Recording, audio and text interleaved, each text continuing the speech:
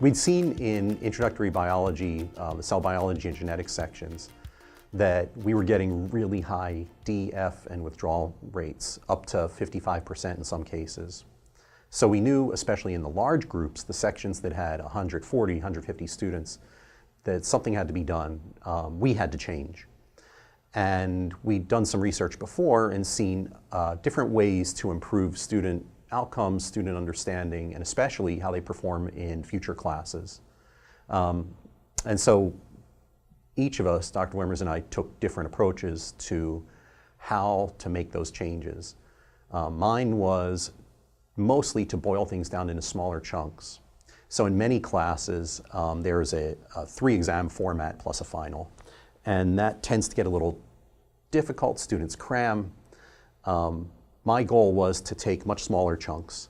So after every unit, instead of just continuing with the next unit, I implemented these things I call examlets, which are 5 multiple choice questions and 1 short response. And instead of having 3 of those through the semester, there are 10 or 12 depending on what's happening in class. Each one's worth a lot less than a single exam, but it really takes advantage of the concept of chunking. So now the students get smaller bits of information. They're always prepared, they're always preparing, and by the time they get to the final, they actually understand everything and put it all together by the end of the semester. That was one intervention. Another one I used was taking advantage of the textbook publisher. They have chapter questions. I'd ask the students to read before they come to class, take the quiz, and then I would use the metadata of what they didn't understand and do that in class instead of all the information I used to do. And it was a much more targeted approach, and it really hit their level of misunderstanding. Dr. Wimmers changed things to do a completely flipped classroom. And again, that's not novel, but it was novel in the way that he approached it.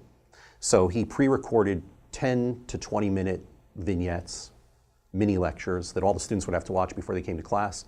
When they got into the lecture, instead of standard lecture, he would pose them with questions and problems and analysis that they had to answer as a group.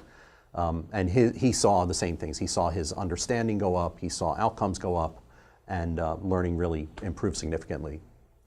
So the end result is, in my classes, we got the DFW rate down to about 20%. And in his groups, it was about similar.